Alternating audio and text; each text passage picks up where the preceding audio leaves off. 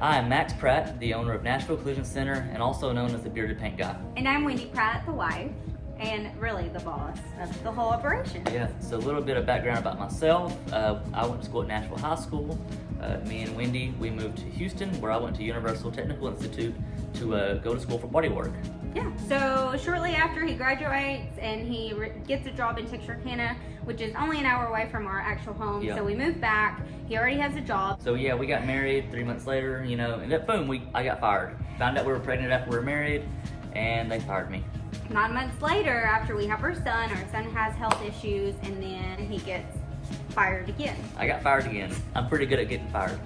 So basically, I was pregnant, our son was 6 months old, and he gets a text saying that he is fired. I'm fired. They say your stuff's gonna be waiting outside for you and turn in your uniform. And you can't get a paycheck. So they did not give him his paycheck. We were living paycheck to paycheck, and we were depending on that check to actually buy formula for our son.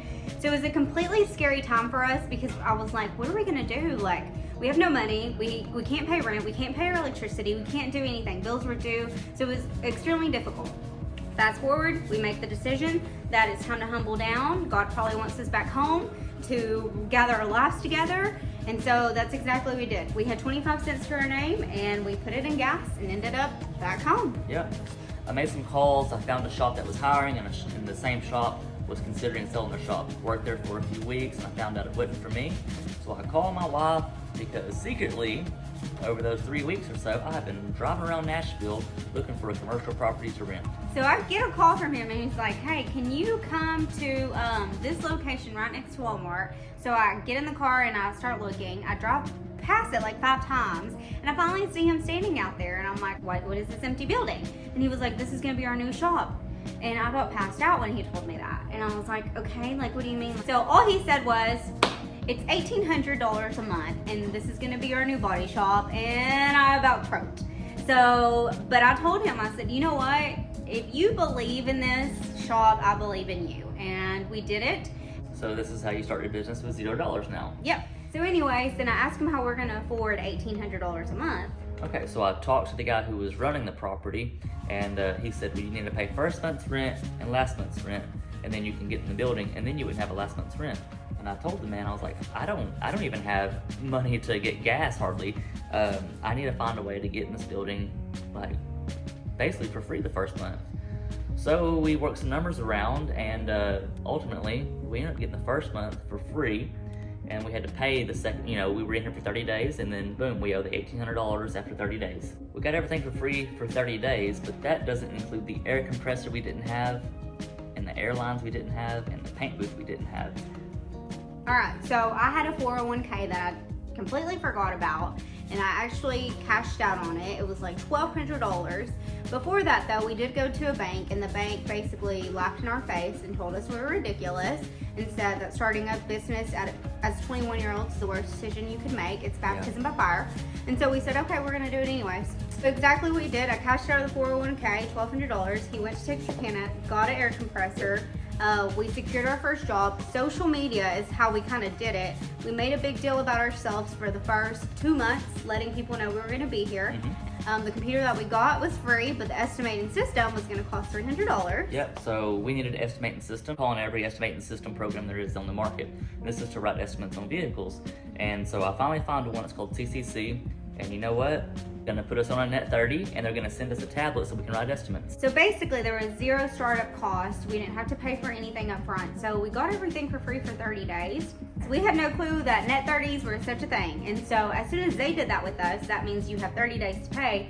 We did that as well with our curtain walls because we could not afford a paint booth. $10,000 minimum for a paint booth, so Yeah. I found a net 30 for curtain walls, and they're just vinyl walls that you can paint in. Yeah, and so that's exactly what we did. So we did that with the parts people. So once we secured our first job, we got the estimating system up, we got the curtain walls up, we got everything up, and we were good to go. So the desk that was in there, we actually got it for free.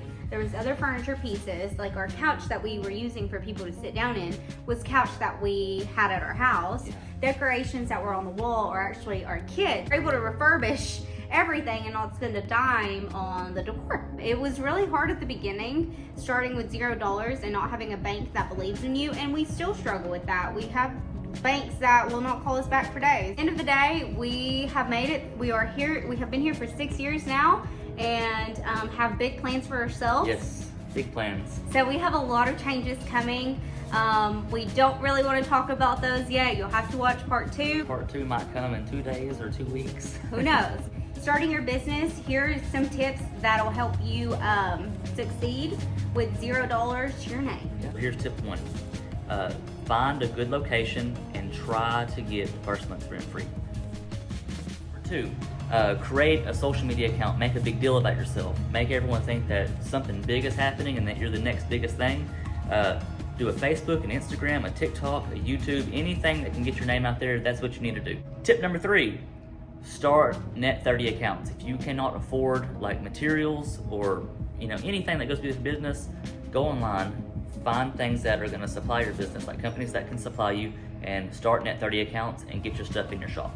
Tip number 4, you need to recycle, like repurpose furniture, you need to repurpose pictures, decor, make your space or your work area the best it can be and what you can afford. Number 5, if you go to your bank and they say, no, this is ridiculous, do not start a business, you're too young, or your family says, just don't mess up, don't ruin your credit, don't do this, don't do that, do it anyway. Go get an accountant, or if you know somebody that can give you financial advice or can help you out through that, like filing taxes and all that good stuff, go seek their help, because you cannot do that by yourself.